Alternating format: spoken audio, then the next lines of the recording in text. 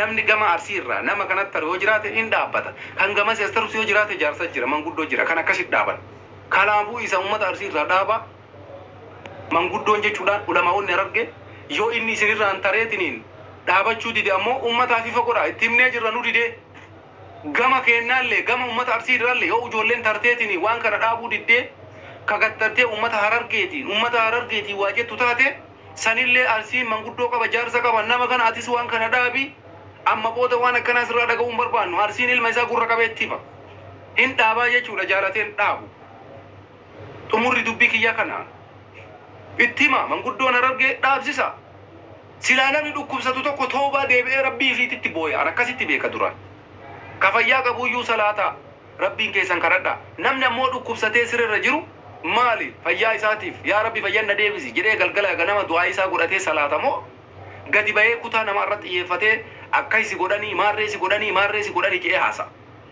kana warri quraana rabbii beeytan na caala beeytanii jechuudha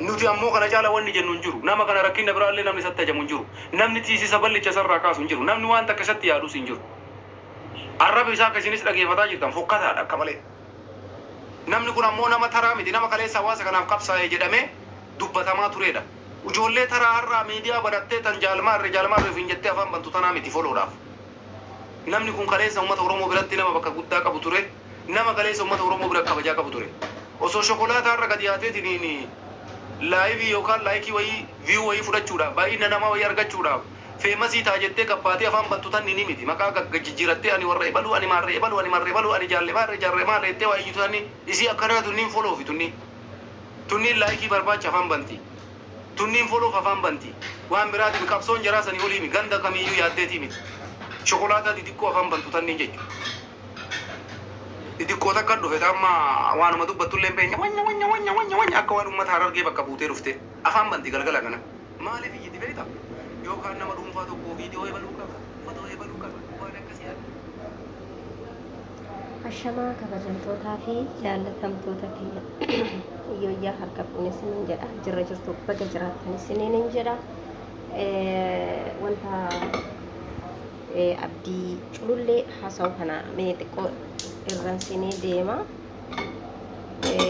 gandummaadhaanii warroonni gandummaadhaan ganda sokkoommandoo jedhanii sa'aatii 24 faarsanii jaruma kana turee jechuudha jara kameen jara warra arsii kanaa jechuudha gaafa kaanii gandi shawaa nafuu gandi jimmaa nafuu gandi walloo hinafuu akkasumatti dhukkeerraa kaasanii jechuudha gandi kun gandi arsii kun jechuudha gaafa immoo uummanni ka'ee immoo jara kana qeequ nurraa dhaabbadhaa jedhu gizee kan isaanii gadi ba'anii uummanni shawaa farsoof haraqee quufee jedhe farsoof haraqee quufee ilmoo isaarraa deebi'ee dhalcha gaafa nuun jetta maaliif gadi baatanii hin dubbanne sinsi jammar maaliif hin dubbanne maaliif namicha jedhan farsoo kan jedhu kan uummata arrabsuudhaan uummata arrabsuudhaan kan inni miidiyaa kanarratti feemesii ta'e haqa goota keenya akkanii deemee taphachiisuu jiraabatti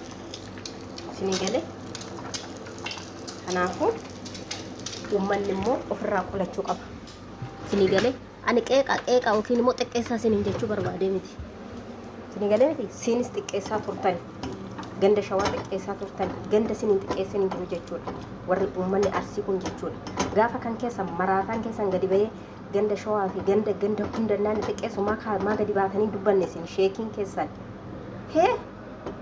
sheekiin keessan maa gadi bahee naasayin har'a immoo artistiin takka gadi bahee gaafa ganda keessan qeeqummoo nurraa dhaabaa maa nurraan dhaabne isin si jammartu afarsoo kan akkasaa kan fakkaatu jechuudha doktor asilii kan jedhamu kan shintibeetii keessatti doktora ta'e doktora shintibeetiiti malee doktora nama baratee miti bar waggaa 27 baradheedha kana ilkaansaa balbala nama ol seensisu fakkaatu kun jechuudha innis gaafa uummata keenya gadi bahee uummata shawaa rabsaa ture qabata geemii raachuu irratti jechuudha eessa dhaayittan gaafsan isin eessa dhaayitte abdii culullee eessa dhaayitte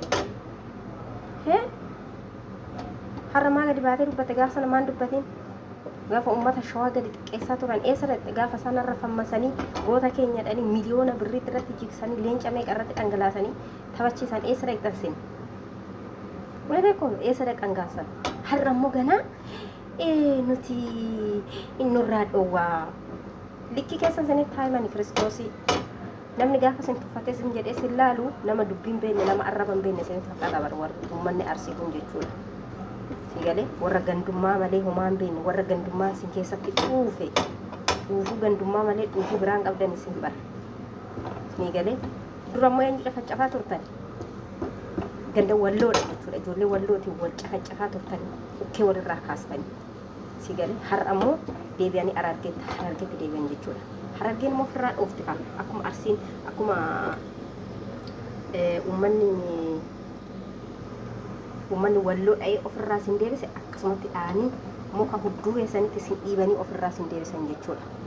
Sini galee mee dhaggeeffadhaa sagalee isaa. Seenaa qoradhaa jalqaba qabbaatanii witi hin jedhina. Oromummaa yoo qabsoofte Oromummaa keessatti cichi. Dogoggoraan ammoo miidhamne yoo ganda jiraate akka harargeen kaleessa gootonni harargee dubbannu. Kadir Sayyid faallaaltanii. Kadir Sayyid, artistii Kadir Sayyid. Har'allee warra lubbuun jiru jechuudha. Kanaa miti wanti uummata harargee irraa baranne. Oromummaa irraa barre. Jaalala irraa barre. Tokkummaa irraa barre. Jaalala biyyaa irraa barre. Ani Ahmad Zululeen kana baradde harargeera.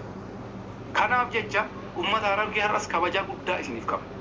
Beektota harargee, ulamaa'ota harargee, manguddoo harargee. Kanaaf Kadir Martuu isin agartan kuni har'a sadarkaa kaleessa uummanni ittiin beeksisan irraa gadi bu'ee sadarkaa karaa ijoollee har'a tiktokii banattee foloof jecha Jawaar arrabsitu, foloof jecha Arsii arrabsitu, foloof jecha kutaa namaa irratti tuurtu wal qixxaa'ee namni isin kaleessa akkasitti Oromiyaa jedheetiin jechuudha. Agara dirasii salphinna kun isaafillee salphinna.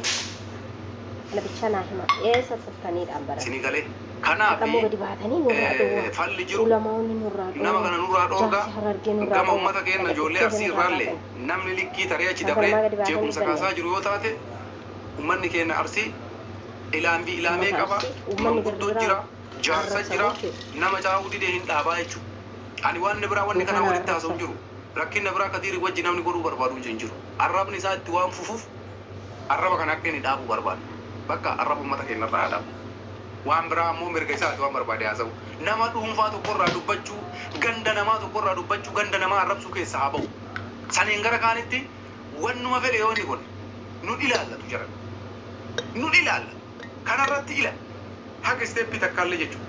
Kanaafi wanti kana olin jedhamu jedhamu hin jiru aan silaa namni dubbatu dubbanne hundi keessanuu galatooma yoo balleessinee jiraanne nuuf bulchitanii walii galatti nuti barbaadnu nagaa uummata keenyaatiif akka rakkoon jirutti furmaata barbaaduudha nama jeequmsa kaasu addaan dhaabuudha Oromiyaadhaaf akka barbaachisu tokkummaadha malee gandummaa miti ijoollee biyya ambaa keessa jirtu miskiinni biyyaa baatan ammoo dalagachuudha malee hojiin keessan ganda namaa tokko ganda namaa arrabsuu ajandaa godhattanii gandarra fiidanii ilma namaa xiqqeessuu miti dalagaa biyyaa baate baharatti seentee bahar si nyaatee gaara yamanii keessatti balaa meeqa jala miliitee wayita suudii dhayite dalagachuudhaaf malee bakka suudii dhayite garee bira gahee dalagaa argadhee re'ee tana bira namni nan argu gaala tiisaa abbaa fedhe arrabsaa ganda fedhe xiqqeessaa hin jehin dalagadhu waan biyyaa baateef mallaqa kee waliin qabadhu maatii kee gargaari fira kee gargaari yoo dandeesse jijjiirami guyyaa tokko biyya keetiin galtee nama taataa jechuudha. Waan kanarraan dabre ammoo dalagaa ganda namaa godhattee gandummaa yoo gadi baatee galgala ganamaa daataa guuttattee dhuftee tumaan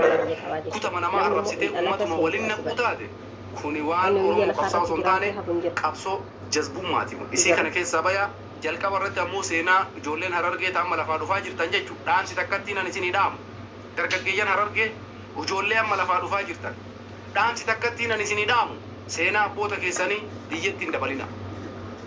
Seenaa abboota keessanii hin awwaalina. Harargeen Oromoo qabsoo barsiise. Harargeen Oromoodhaaf Oromummaa barsiise. Harargeen jaalala Oromoo barsiise. Harargeen tokkummaa Oromoo barsiise. Harargeen abboonni hara kenna kaleessa Oromoodhaaf waa hedduu kennan. Alaabaa irraa kaasee qubee afaan Oromoo dabalatee seenaa hedduu uummata Oromootiif kennan abboonni keessa. Isin dhaloonni har'a dhufaa jirtan yoo seenaa san balleessuu barbaaddan mirga keessanii garuu seenaa abbaa ofii hin tiisan malee hin balleessan.